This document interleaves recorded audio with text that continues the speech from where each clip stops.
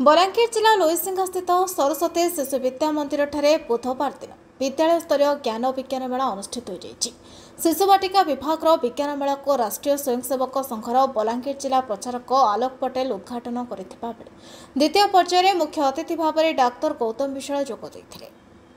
ए विज्ञान मेला को विचारक भाव में विज्ञान विभाग प्रताप कुमार बहिदार नेत्रानंद पुटेल गोपबंधु बगर्ती योगदान कर प्रकल्पगुड़िकर मूल्यांकन करथिले। यह सहित मूर्तिकला लोईसिंघा अंचल ख्यातनाम मूर्ति कारिगर लक्ष्मी प्रसाद रणा और अवसरप्राप्त शिक्षक गौरीशंकर बेस मूर्तिकलार मूल्यांकन करथिले। उक्त समारोह में प्रधान आचार्य शिव बारिक अतिथि परिचय करथिले। विद्यालयर समस्त आचार्य सेवक सेविका सहयोग कार्यक्रमटी संपादित होता। यह विज्ञान मेला को प्राक शिशुवर्गर 120 प्रकल्प, शिशुवर्गर 23, बाल वर्गर 9 एवं किशोर वर्गर 2 सर्वमोट 54 प्रकल्प। यह सहित विभिन्न वर्गर प्रश्नमंच, कथाकथन, तत्कालिक सभा, भाषण, निबंध आदि प्रतियोगिता अनुष्ठित हुई। शिव प्रसाद बारिक प्रधानाचार्य सरस्वती शिशु विद्या मंदिर लोईसिंघा। आज आम विद्यालय स्तरीय ज्ञान विज्ञान मेला चली। शिक्षा विकास समिति योजना अनुसार विद्यालय स्तर अखिल भारतीय पर्यंत यहाँ होता है।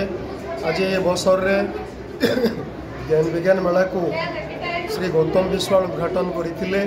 विचारक भाव में 3 जन विज्ञान शिक्षक श्री प्रताप बहिदार, श्री गोपबंधु सार एवं श्री नेत्रानंद सार जोग देते।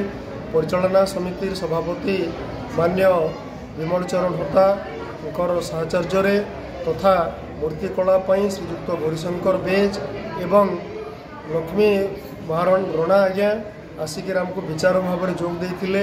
भाई भौणी मानकर विज्ञान प्रति आग्रह रुचि स्थापन करने विज्ञान प्रकल्प तार सहित गणित सेमिनार, विज्ञान सेमिनार, 3 प्रकार प्रश्नमंच, मूर्तिकला कार्यक्रम गुड़िक अनुष्ठित हो। सब भाई भौणी मान शुभेच्छा जनाऊँगी जे आगामी संकुल विभाग संभाग स्तर को सेमाने जिबे एवं सेमानंकर विज्ञान ज्ञान को समस्ते प्रचार प्रसार करिवे जार फल रे सेमानंकर शैक्षिक उन्नति हेबो। लोईसिंघारू महेश करंका रिपोर्ट महक न्यूज।